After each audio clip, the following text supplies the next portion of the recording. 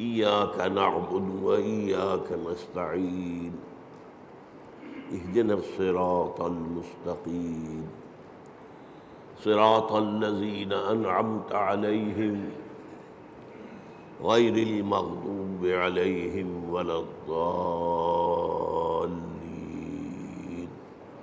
آمين رب اشرح لي صدري ويسر لي أمري واحلل عقدة من لساني يفقهوا قولي اللهم ربنا ألهمنا رشدنا وأعذنا من شرور أنفسنا اللهم أرنا الحق حقا وارزقنا اتباعه وأرنا الباطل باطلا وارزقنا اجتنابه آمین یا رب العالمین۔ پچھلے جمعے میں ہم نے آیت بسم اللہ پر گفتگو کی تھی اور صرف اس تمہید کے ساتھ کہ یہ آیہ مبارکہ قرآن مجید کی سورتوں کے درمیان تو صرف ایک دفعہ آئی ہے، وہ سورہ نمل میں ہے۔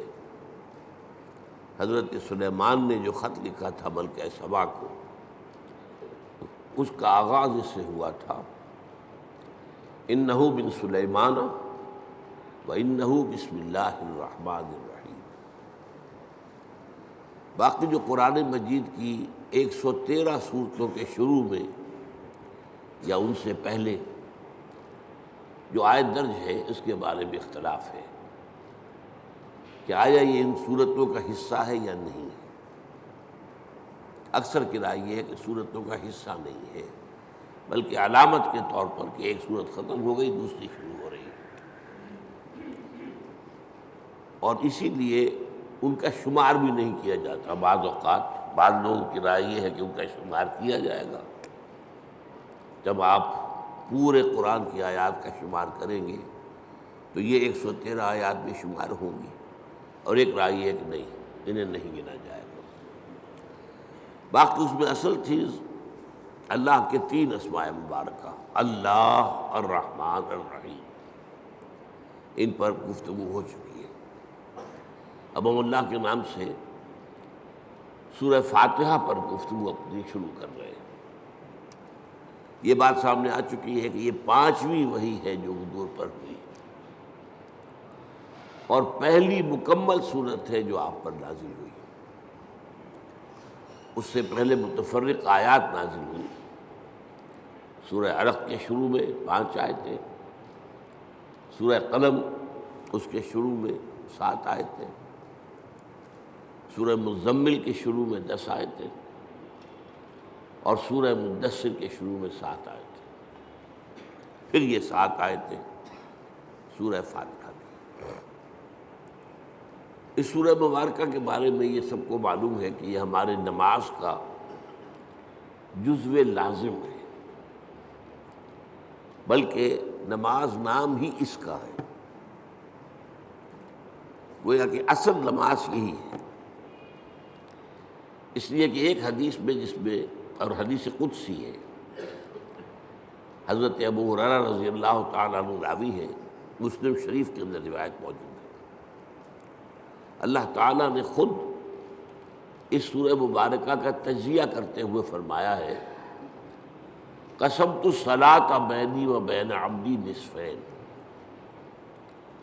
میں نے نماز کو اپنے اور اپنے بندے کے درمیان آدھا آدھا تقسیم کر لیا۔ اور پھر شرح کی حضور نے صلی اللہ علیہ وسلم کہ 3.5 آیتوں میں اللہ کی حمد و ثنا ہے اور اللہ کی بندگی کا اقرار ہے، یہ تو اللہ کا حصہ ہو گیا۔ باقی 3.5 آیتوں میں اللہ سے استدعا ہے، دعا ہے، یہ گویا بندے کا حصہ ہوا۔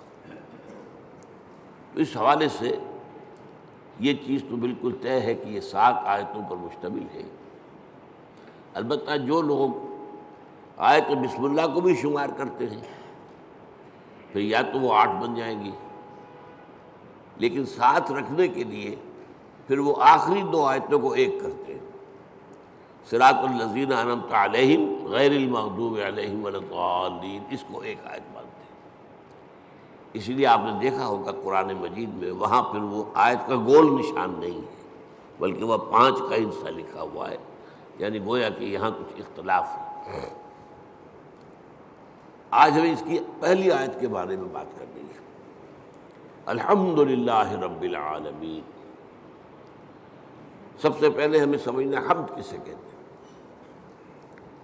حمد کا ترجمہ عام طور پر کیا جاتا ہے تعریف، کل تعریف ہے اللہ کے لیے، یا تمام تعریف اللہ کے لیے۔ لیکن یہ ترجمہ اس اعتبار سے غلط ہے کہ تعریف کا لفظ بھی عربی کا ہے اور اس کے خاص معنی ہے۔ تعریف کے معنی ہوتا ہے کسی چیز کی پہچان کروانا، معرفت کروانا۔ ہم کسی سے کہتے ہیں آپ کی تعریف کیا ہے، کیا مطلب ہے؟ آپ اپنا نام بتائیے، یہ نام آپ کی پہچان ہے۔ آپ کی تعریف کیا ہے؟ اس کا مطلب یہ نہیں ہوتا کہ آپ اپنی حمد بیان کریں، اپنی ثنا بیان کریں، اپنے فضائل بیان کریں، اپنے اعلیٰ مقامات بیان کریں، بلکہ تعریف کا مطلب ہے پہچان کروانا، پہچان کرنا بھی نہیں۔ پہچان کرنے کے لیے تعارف کا لفظ آئے گا، تفاعل۔ جیسے تعلیم کے معنی کسی کو علم دینا اور تعلم کے معنی خود علم حاصل کرنا۔ تو تعریف اصل میں مناسب ترجمہ نہیں ہے، لیکن کیا کریں، اور اردو میں مستعمل یہی ہو گیا۔ دوسرا لفظ اس کے لیے جو بہت صحیح ہے وہ ثنا ہے، کل ثنا اللہ کے لیے۔ ثنا کے معنی کیا ہے؟ یہ تثنیہ آپ کہتے ہیں 2، ثنا کے معنی لپیٹنے کے لیے۔ کسی میں جو ہم نے خوبی دیکھی وہی ہم نے اس کے سامنے بیان کی، گویا کہ اس کی خوبی کو اس کی طرف لوٹا رہے ہیں، یہ ثنا ہے۔ کل ثنا اللہ کے لیے ہے، تو جو بھی خوبیاں ہیں جس کی کہ اس اعتبار سے اس کی طرف اس کو لوٹایا جائے تو یہ ثنا ہو جائے۔ اب تیسری بات سمجھیے، تعریف اور ثنا بھی اس کا اصل مفہوم نہیں ہے۔ اس کا بنیادی مفہوم شکر ہے، کل شکر اللہ کے لیے۔ آپ دیکھیں گے کہ حضور سے بھی اور قرآن میں بھی جو مقام شکر کا آتا ہے وہاں پر لفظ حمد آتا ہے۔ آپ کو بھوک لگی ہوئی تھی، نہ قحط بھی تھی، کھانا کھایا، توانائی ایک جسم میں محسوس ہوئی، آپ نے کیا دعا پڑھی؟ الحمدللہ الذی اطعمنی وسقانی وجعلنی من المسلمین۔ اب یہ مقام شکر ہے۔ اسی طریقے سے آپ کو اگر اجابت ہو جائے صبح ٹھیک تو طبیعت جو ہے ہلکی ہو جاتی ہے، قبض ہو تو طبیعت بھاری رہتی ہے۔ لہذا اجابت سے فارغ ہو کر کیا دعا ہے؟ الحمدللہ الذی اذھب عنی الاذی وعافانی۔ اس اللہ کا شکر ہے جس نے مجھ سے اذیت بخش ہے کو دور کر دیا، اذیت، اور مجھے عافیت بخشی۔ یہ آپ نے حکماء کا قول سنا ہوگا کہ قبض جو ہے وہ 100 امراض کی بنیاد بن جاتا ہے۔ تو گویا کہ یہ جو فضلات ہیں ہمارے جسم سے ان کا نکل جانا، یہ ہمارے لیے ایک بڑی رحمت ہے، اس پر اللہ کا شکر ادا کیا جائے۔ تو جہاں کہیں بھی مقام آئے گا کہ شکر کا لفظ آئے، اب آپ کی آنکھ کھلی صبح، رات بھر کی کیفیت نیند کی جو تھی، آپ کا شعور آپ کے پاس نہیں تھا، اور ایک حدیث سے معلوم ہوتا ہے، قرآن مجید کی آیت سے بھی، کہ روح جو ہے وہ اللہ تعالیٰ نیند میں سلب کر لیتا ہے۔ جان رہتی ہے لیکن روح نکال لیتا ہے۔ اللہ یتوفی الانفس حین موتہا، لیکن یہ کہ موت میں بھی نفس آتا ہے، والذی لم تمت فی منامہا، اور جس کی موت کا وقت نہیں آتا اس کی نیند میں وہ اللہ تعالیٰ روح کو سلب کرتا ہے، پھر لوٹاتا ہے۔ تو اب اس کو گویا کہ حدیث میں کہا گیا کہ یوں سمجھیے کہ نصف موت تو ہو گئی نا، اور ہم کہیں گے کہ نیند جو ہے موت کی بہن ہے، اس کی دعا کیا سکھائی حضور نے؟ الحمدللہ الذی احیانی بعدما اماتنی والیہ النشور۔ اس اللہ کا شکر ہے جس نے مجھے از سر نو زندگی دی، اس کے بعد کہ مجھ پر موت طاری کر دی تھی۔ موت کی بہن تو مجھ پر طاری ہو گئی تھی، نیم مردہ تو میں ہو چکا تھا کہ میرا شعور جو ہے وہ نہیں تھا میرے ساتھ۔ وہاں بھی لفظ حمد ہے، الحمدللہ الذی احیانی بعدما اماتنی والیہ النشور۔ آپ سوچ رہے ہوں گے کہ ہمارے معمولات میں بدقسمتی سے یہ چیزیں شامل نہیں رہی۔ یہ ذکر کی بہت عمدہ شکل ہے، جسے کہتے ہیں کہ حضور نے قرآن میں آیا الذین یذکرون اللہ قیاما وقعودا وعلی جنوبہم، وہ لوگ جو اللہ کو یاد کرتے ہیں کھڑے ہوئے، بیٹھے ہوئے، لیٹے ہوئے، ہر حال میں۔ تو کیا مطلب کوئی اور کام نہیں کرتے؟ نہیں، کام کے ساتھ دعا ہے۔ آپ کی آنکھ کھلی، الحمدللہ الذی احیانی بعدما اماتنی والیہ النشور۔ کھانا کھایا، الحمدللہ الذی اطعمنی وسقانی وجعلنی من المسلمین۔ اجابت ہوئی، الحمدللہ الذی اذھب عنی الاذی وعافانی۔ یہ جو مصنون دعائیں ہیں، ان سے جیسے کہ ہم کہتے ہیں کہ ایک تیر سے دو شکار، دو نسبتیں قائم ہوتی ہیں۔ ایک اللہ سے نسبت قائم ہو گئی، ہم نے اس کا حمد کی، ہم نے اس کا شکر ادا کیا، تعلق قائم ہوا۔ ایک رسول کے ساتھ نسبت ہو گئی کہ مصنون دعا ہے، ہم اس شکر کے ادا کرنے میں اپنے الفاظ نہیں استعمال کر رہے، بلکہ وہ کر رہے ہیں کہ جو نبی اکرم صلی اللہ علیہ وسلم کرتے ہیں۔ تو دونوں نسبتیں، اللہ کا ذکر، اس میں وقت تو کوئی نہیں لگا۔ بہرحال شکر جو ہے در حقیقت وہ اس حمد کا نیوکلیس ہے۔ البتہ شکر، اور عام معنی میں اب لفظ استعمال کر رہا ہوں میں تعریف، اس میں جو ایک باریک سا فرق ہے وہ کیا ہے؟ شکر کیا جاتا ہے اس چیز پر جس کا آپ کو فائدہ ہوا ہو، جس سے آپ کو کچھ حاصل ہوا ہو، جس سے آپ کی کوئی ضرورت پوری ہوئی ہو، جس سے آپ کی کوئی تکلیف رفع ہوئی ہو، جس سے آپ کی کوئی حاجت پوری ہوئی ہو، شکر اس پر ہو۔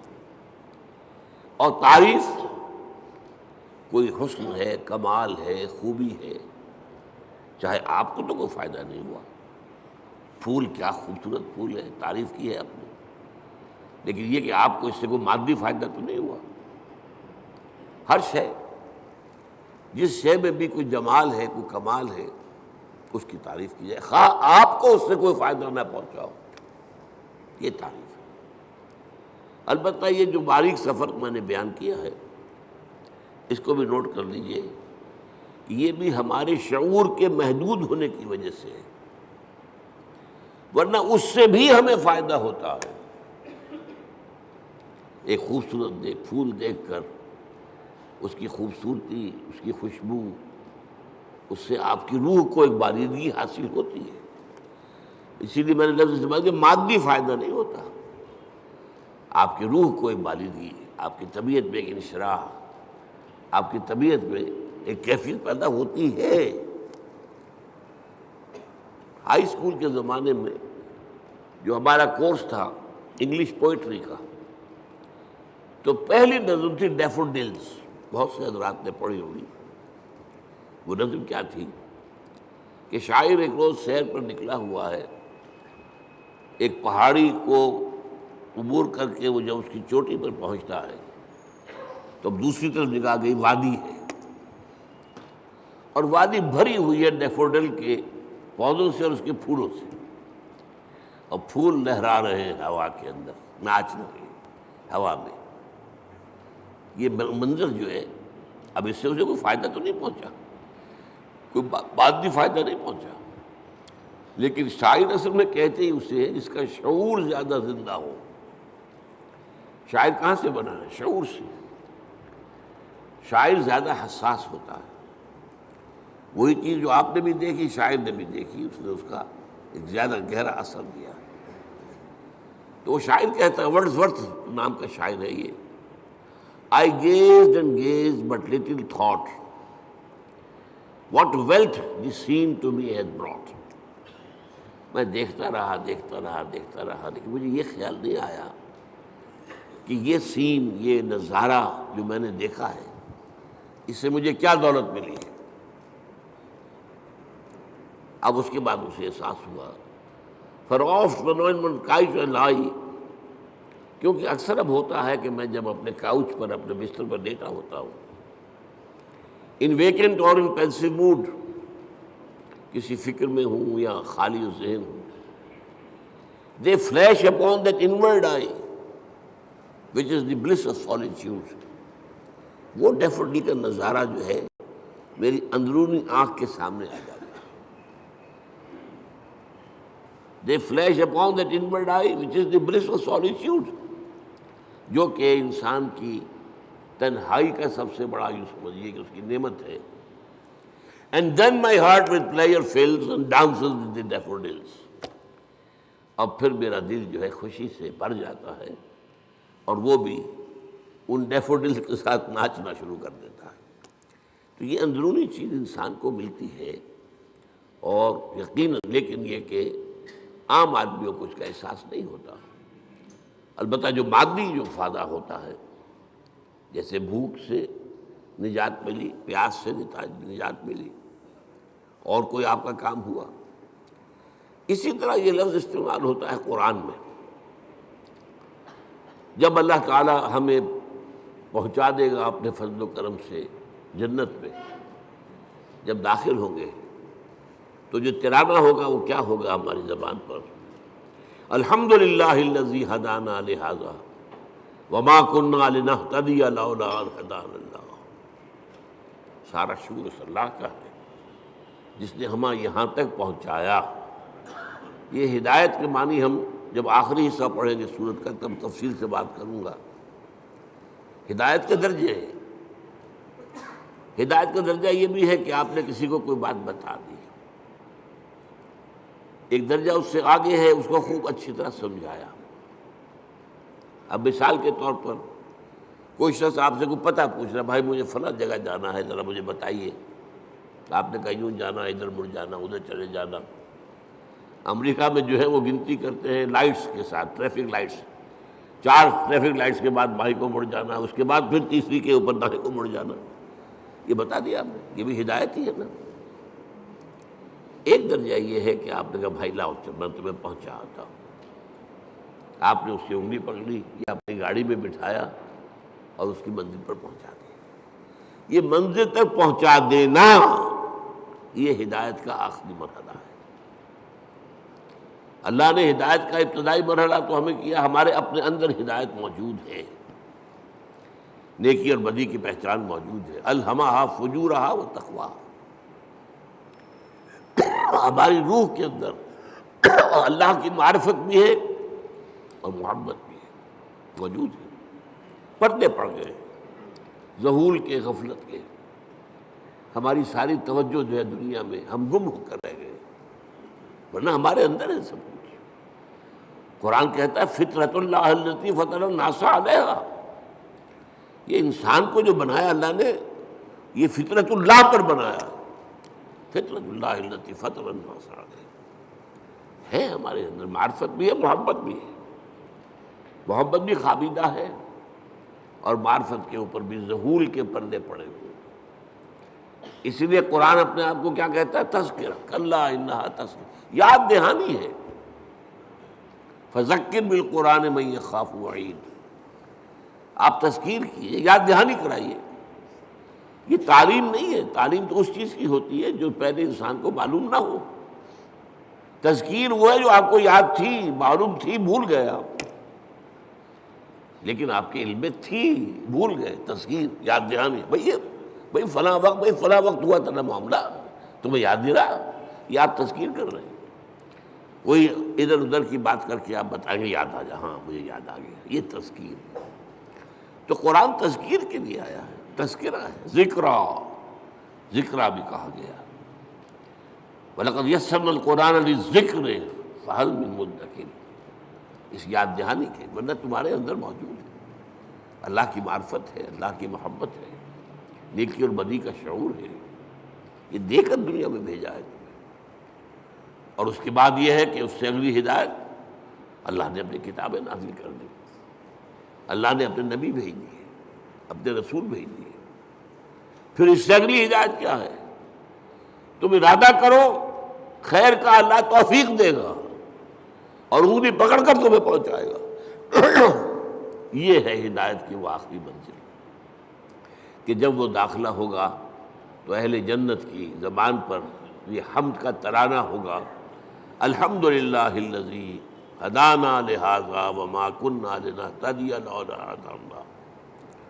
اس میں یہ ہے کہ وہاں پہنچا دینا، لیکن اس دعا کو آپ یاد کر لیجئے، کبھی کوئی نئی بات آپ کے علم میں آ گئی تب بھی آیت پڑھیے، یہ اللہ نے مجھے علم دیا ہے، ہم اس قابل نہیں تھے کہ علم خود حاصل کر دیتے۔ وہ اس آیت کا ترجمہ کیا ہے؟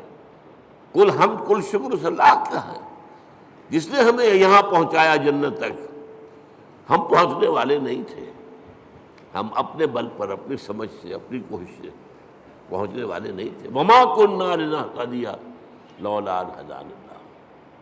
اسی طرح آپ کو کسی مجلس میں کوئی آپ کو محسوس ہو کہ آپ کے دل کو کوئی روشنی ملی ہے، کوئی آپ کو ہدایت کا کوئی نقطہ ہاتھ آیا ہے، کوئی ہدایت کی طرف آپ کی کوئی توجہ ہوئی ہے، یہ دعا مانگیے، الحمدللہ الذی ہدانا لہذا وما کنا لنہتدی لولا ان ہدانا اللہ۔ چاہے وہ کسی کے ذریعے سے آیا ہو، لیکن الٹیمیٹ سورس تو اللہ ہے نا۔ خود اس کو کس نے بتایا تھا؟ اللہ نے بتایا تھا۔ ہمیں جس نے سکھایا ہے اسے کس نے سکھایا تھا؟ اللہ نے سکھایا تھا۔ اسی طرح الحمدللہ الذی صدقنا وعدہ واورثنا الارض نتبوأ من الجنۃ حیث نشاء۔ ایک جگہ یہ ترانہ آیا ہے، جنت والے ترانہ جو ہے کل حمد کل شکر اس اللہ کا ہے جس نے ہم سے اپنا وعدہ سچا کر دکھایا۔ اس نے ہم سے کہا تھا کہ تم میرے راستے پہ چلو گے میں تمہیں جنت دوں گا، آج ہمیں اللہ نے وہاں پہنچا دیا۔ صدقنا وعدہ، اس نے اپنا وعدہ ہمارے ساتھ سچ کر دکھایا اور ہمیں بنا دیا وارث، اس جنت کی زمین کا وارث بنا دیا۔ ہم جہاں چاہے ڈیرا لگائیں، کھلی چھوٹ ہے ہمیں۔ الحمدللہ الذی صدقنا وعدہ واورثنا الارض، زمین کا ہمیں وارث بنا دیا۔ اس سے بعض حضرات چاہیے کہ جنت کی ابتدائی منزل اسی زمین پر ہوگی، زمین کا وارث بنا دیا گیا۔ واورثنا الارض، بعض نے کہا نہیں، ارض سے مراد ارض جنت ہے، جنت کی زمین کا ہمیں وارث بنایا۔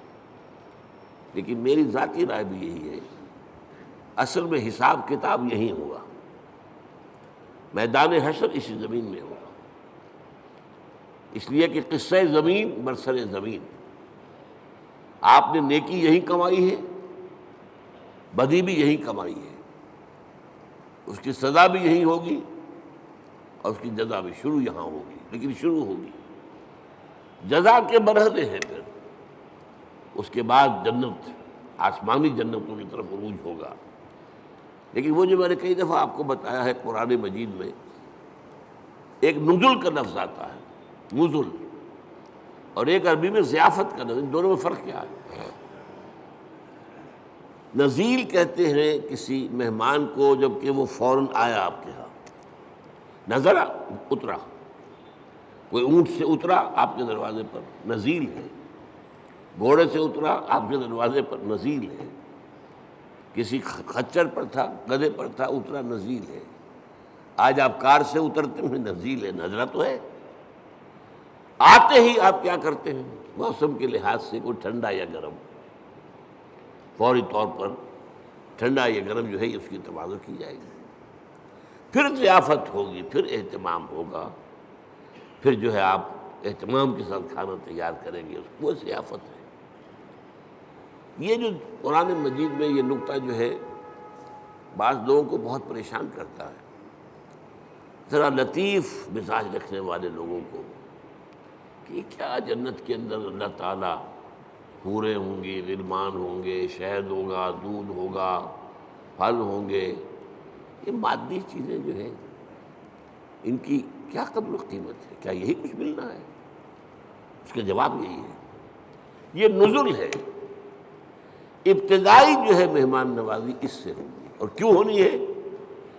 ایک بندہ مومن اپنے راستے پر اگر وہ چلتا ہے ایمان اور اسلام پر، تو اس دنیا میں نعمتوں میں سے اکثر آلات میں محروم رہتا ہے۔ حلال کے ذریعے سے کہاں آپ پھل لائیں گے، کہاں اپنے بچوں کو پھل کھلائیں گے؟ آپ کو ٹنڈی ترشی کے ساتھ جو ہے آپ نے اپنے نفس کے اوپر بھی قابو رکھا ہے، آپ نے کوئی جنسی جو ہے بے رحمی اختیار نہیں کی ہے۔ یہ جن خواہشات کو جو اللہ نے ہمارے اندر رکھی ہوئی ہیں ان کو کنٹرول کیا، روکا ہے۔ نہى النفس عن الهوى، خواہشات سے اپنے نفس کو روکے رکھا۔ تو میں کہتا ہوں اس کا منطقی جگہ یہی ہونی چاہیے کہ ان خواہشات کی بھرپور تسکین کا سامان کر دیا جائے جن سے تم نے ہمارے راستے پر چلنے کی وجہ سے اپنے آپ کو محروم رکھا۔ لیکن یہ نزل ہوگا، آخری جنت کے جو نعمتیں ہیں جو اور آگے درجے کھلیں گے، پھر چڑھنا ہوگا، صعود ہوگا۔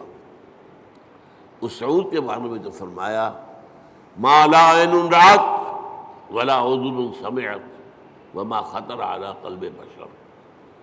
وہ جو اوپر کی جنتیں ہیں ان کی نعمتوں کے بارے میں حضور کے الفاظ ہیں، وہ تو وہ ہیں جو نہ کسی آنکھ نے دیکھی، نہ کسی کان نے سنی، نہ کسی کے دل میں ان کا احساس اور ادراک وارد ہوا۔ وہ یہاں بیٹھ کر تو ہم اندازہ کر ہی نہیں سکتے۔ یہ تو ہم اندازہ کر سکتے ہیں نا کہ وہاں انگور ہیں، وہاں کھجوریں ہیں، وہاں جو بھی ہیں پھل ہیں، رمان ہیں، انار ہیں، وہاں دودھ ہے، وہاں شہد ہے، وہاں ہر چیز موجود ہے، یہ تو ٹھیک ہے۔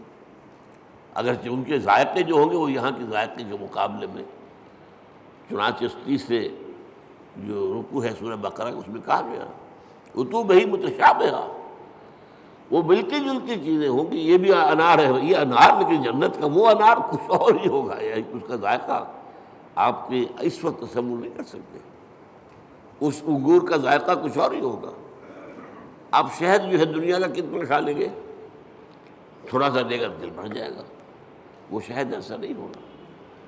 جیسے وہاں کی آگ ایسی نہیں کہ ایک دفعہ جلا دے تو بس جل گیا جسم، نہیں، پھر کھال دے دی جائے گی، پھر جو ہے دوبارہ اس کے اندر حس پیدا کر دی جائے گی۔ اس لیے کہ حس جو ہے وہ سینسٹیونیس جو ہے وہ تو اسی میں، کھال میں ہے۔ کھال جلنے کے بعد آپ کا گوشت جل رہا ہوگا تو آپ پتہ بھی نہیں چلے گا کیا ہو رہا ہے، اس لیے کہ اس میں سینسیشن ہے ہی نہیں۔ تو بہرحال جنت کی نعمتوں کو میں آپ سے عرض کر رہا تھا کہ یہ یہیں پر میدان حشر ہے۔ اب میرا گمان ہے، اب یہ باتیں جو ہیں وہ یقین کے درجے میں نہیں ہے، نہ ان کو اس بانی میں آپ لیجئے۔ میرا گمان یہ ہے کہ جہنم اس زمین کے پیٹ میں موجود ہے۔ آپ کو معلوم ہے جو وہاں کی گرمی ہے، جب آتش فشاں پھٹتا ہے تو کیا نکلتا ہے؟ لاوا۔ وہ چٹانیں جو ہیں پگھلی ہوئی، وہ لاوا، وہ سارا تو پیٹ میں ہے۔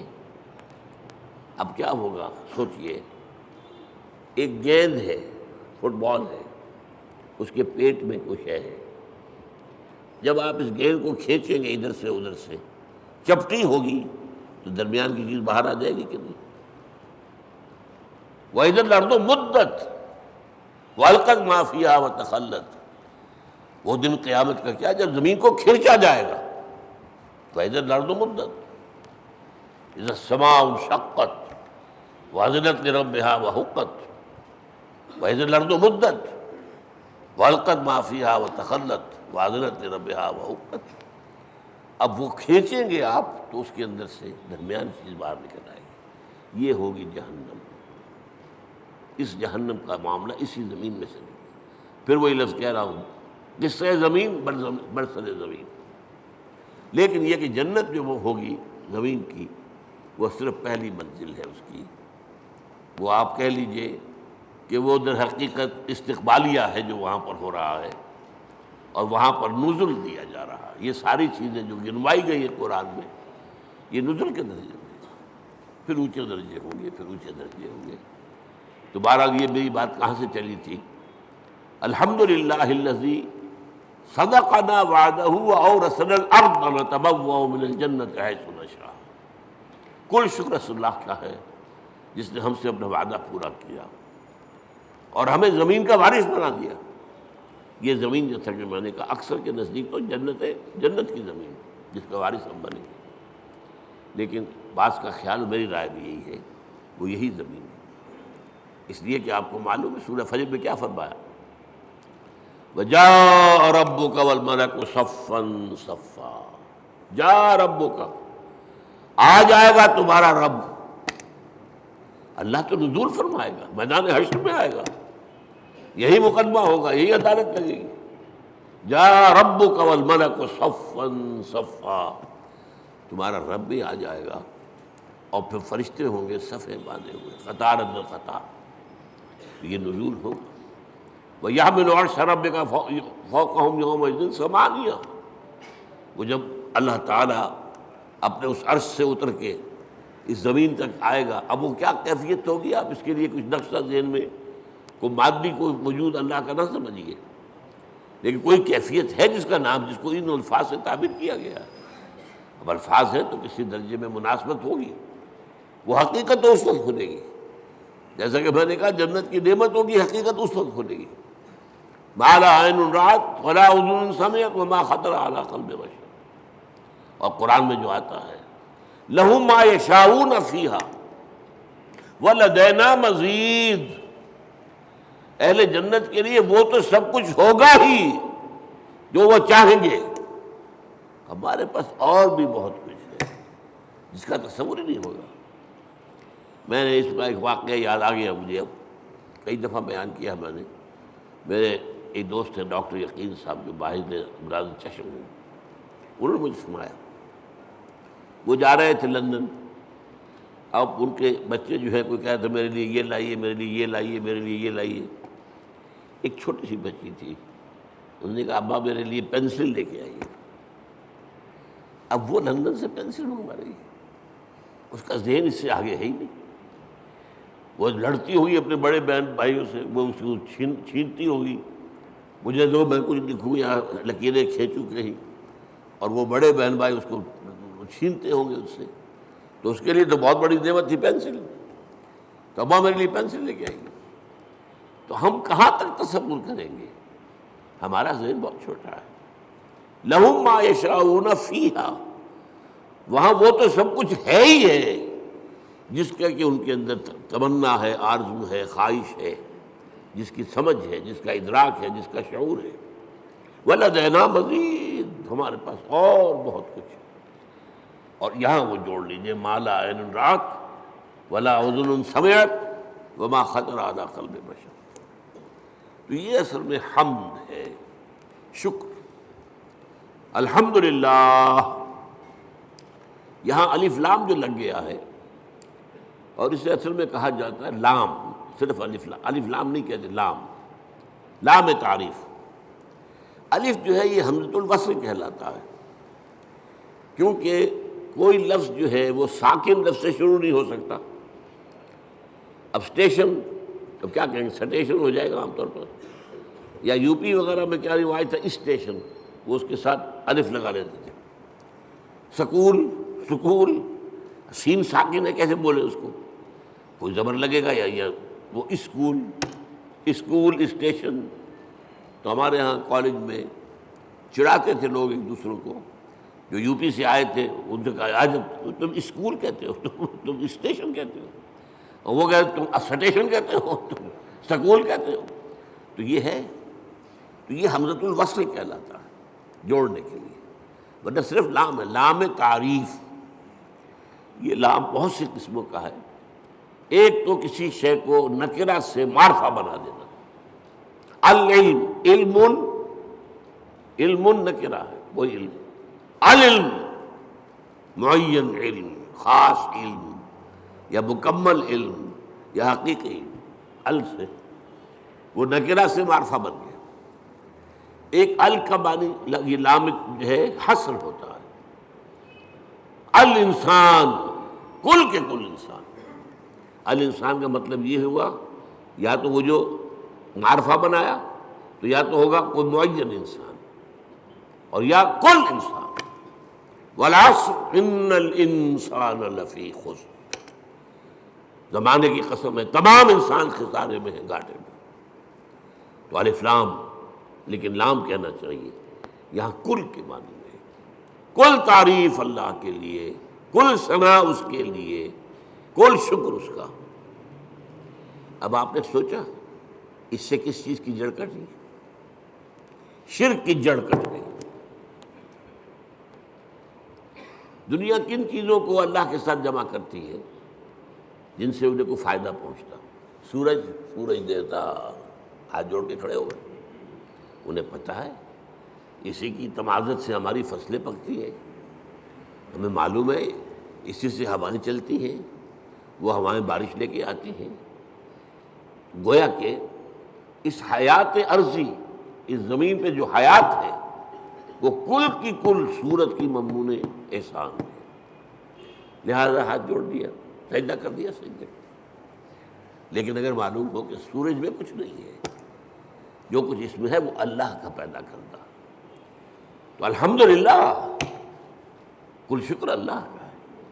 یہ الحمدللہ جو ہے یہ در حقیقت جڑ کاٹ دینے والا ہے شرک۔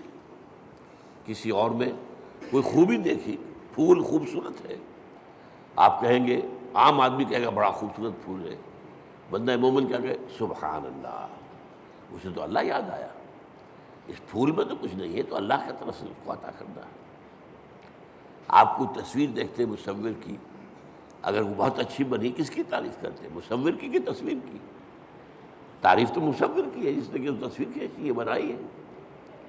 تو در حقیقت الحمدللہ، اور یہ جان لیجئے یہی شکر جو ہے یہی عبادت کی شکل اختیار کرتا ہے۔ کیوں؟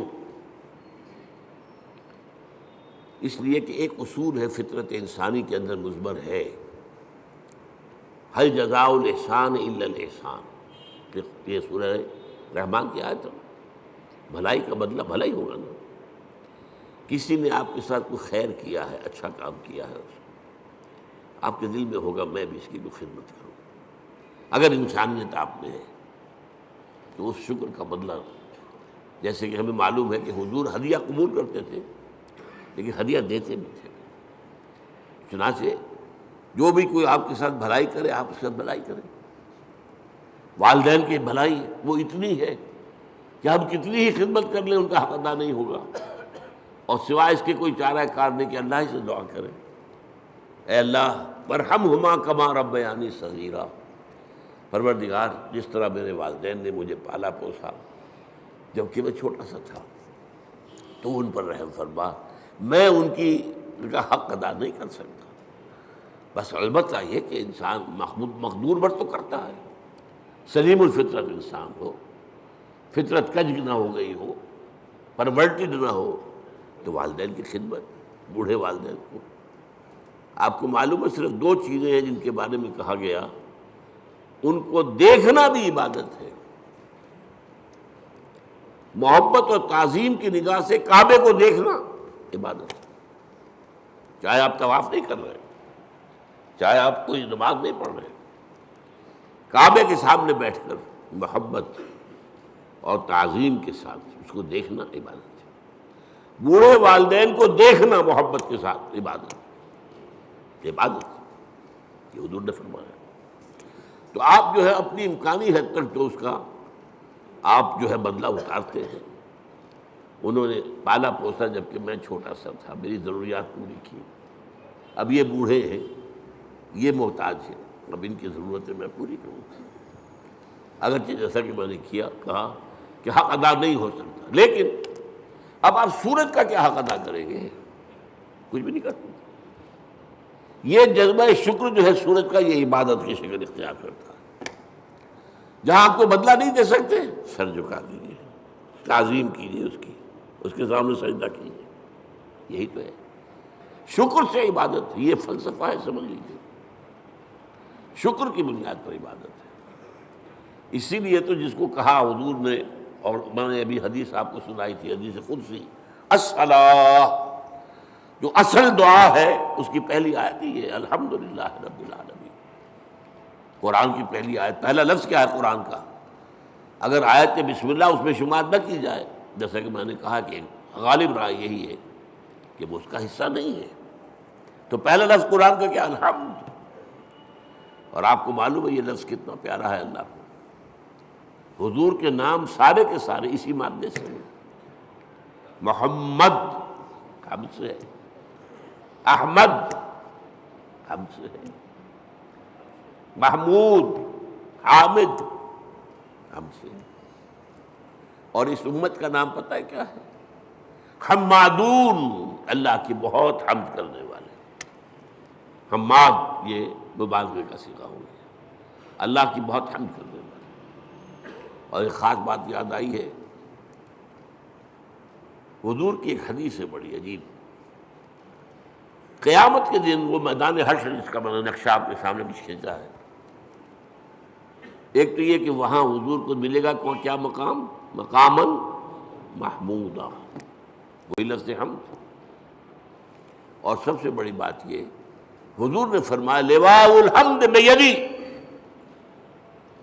حمد کا جھنڈا میرے ہاتھ میں ہوگا، اور اس دن میں اللہ کی وہ حمد کروں گا جو آج نہیں کر سکتا۔ اس نقطے کو سمجھنا ضرورت ہے، غور کرنا ہوگا۔ ہر شے کی حمد اس کے ادراک اور شعور کے مطابق نہیں ہوگی۔ کسی نے آپ کے ہاتھ پر ہیرا رکھا، آپ نے سمجھا شیشے کا ٹکڑا ہے، تو کیا شکر کریں گے آپ؟ اگر معلوم ہو یہ ہیرا ہے تو شکر جو ہے اس کے متناسب شکر آپ کے قلب میں پیدا ہوگا۔ معرفت جو اس وقت ہوگی وہ آج نہیں ہے، پردے اٹھ چکے ہوں گے۔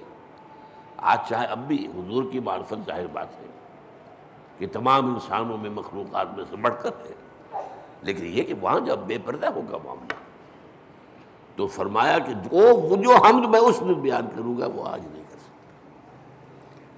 تو یہ الحمدللہ، اللہ پر ہم گفتگو کر چکے ہیں۔ کل حمد کل شکر اللہ کے لیے، لہذا تعریف اسی کے لیے ہوگی، ثنا اسی کی ہوگی، شکر اسی کا ہوگا، عبادت اسی کی ہوگی۔ الحمدللہ رب العالمین۔ رب، اب رب کسے کہتے ہیں؟ رب کے معنی ہے مالک، اور کسی چیز کو پروان چڑھانے والا، اس کا خاص تعلق ہے۔ جو مالک ہوگا کھیتی کا وہ اسے پروان چڑھائے گا، بڑھائے گا۔ رب المال، سرمایہ والا، وہ سرمایہ کو بڑھانے کی فکر کرے گا۔ مضاربت ہو رہی ہے، ایک شخص کا سرمایہ ایک محنت کر رہا ہے، یہ رب المال کہلاتا ہے۔ رب المال، رب الدار، گھر کا مالک، تمام جہانوں کا رب۔ اب یہ تمام جہان کون سے ہیں؟ ایک عالم دنیا ہے، ایک عالم آخرہ ہے، ایک عالم برزخ ہے، ایک عالم ملکوت ہے، ایک عالم ملائکہ ہے، ایک عالم حیوانات ہے، ایک عالم انسانیت ہے۔ جتنے چاہے جوڑتے چلے جائیے، یہ سارے عالم، ان سب کا رب وہی ہے۔ یہ بھی در حقیقت اسی شرک کو کاٹنے والا، یہ کوئی بھی اس میں شریک نہیں ہے، وہ ہے تمام جہانوں کا رب، تمام جہانوں کا مالک، تمام جہانوں کا مختار مطلق، تمام جہانوں کو پروان چڑھانے والا وہی۔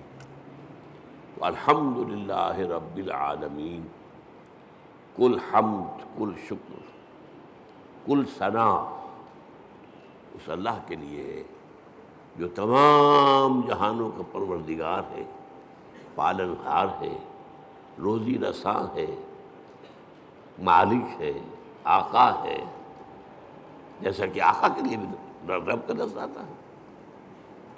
جب زلیخا نے گناہ کی دعوت دی تھی حضرت یوسف کو، کیا کہا تھا انہوں نے؟ انہ ربی احسن مثوایا، یہ تمہارا شوہر جو ہے عزیز مصر وہ میرا آقا ہے، ظاہر بات ہے خریدا تھا اس نے، اور اس نے مجھے بہترین طریقے پر رکھا ہے، میرے ساتھ اس نے سلوک کیا ہے، اب میں اس کے ساتھ خیانت کروں تو مجھے کس چیز کی دعوت دے رہی ہے؟ تو رب۔ تو اسی طریقے سے حضرت یوسف کے پاس جب ایلچی پہنچا تھا جیل میں، تو کہا گیا جہاں اپنے رب کے پاس، میں نہیں جاؤں گا اس کے پاس جب تک کہ وہ معاملہ طے نہ ہو جائے جو مجھے بدنام کیا گیا تھا اور بدنام کر کے جیل میں پہنچایا گیا تھا۔ واقعی میں داغدار تھا یا نہیں؟ ارجع الی ربک، لوٹ جاؤ اپنے رب، بادشاہ کو رب کہا گیا۔ تو رب جو ہے مالک کسی شے کا، رب البیت رب المال، تو تمام جہانوں کا مالک اور آقا، تمام جہانوں کا پروردگار و پالنہار اللہ ہے۔ بس آج اسی ایک آیت پر گفتگو ہوئی ہے، اگلی آیت تو ہم پڑھ چکے ہیں الرحمن الرحیم، تو اس سے اگلی آیت تیسری جو ہے اس پر انشاءاللہ اگلے جمعے میں، میری طبیعت تو خیر اچھی نہیں چل رہی ہے، میں وعدہ کیے ہوئے ہوں ایک جگہ پر مجھے جمعہ پڑھانا ہے، حویلی لکھا، وہاں ہمارے ایک ساتھی نے مسجد بنائی ہے، تعمیر کی ہے، وہ چاہتے ہیں کہ وہاں جمعہ پہلا میں پڑھاؤں، میں نے وعدہ کر لیا تھا، تو اگر جیسا اس وقت ہوں ایسا بھی ہوا تو انشاءاللہ جاؤں گا، تو پھر شاید اگلے جمعے میں آپ سے یہاں ملاقات نہ ہو، تو اس سے اگلے جمعے میں اب مالک یوم الدین پر گفتگو ہوگی۔ اقول قولی ھذا واستغفر اللہ لی ولکم ولسائر المسلمین والمسلمات۔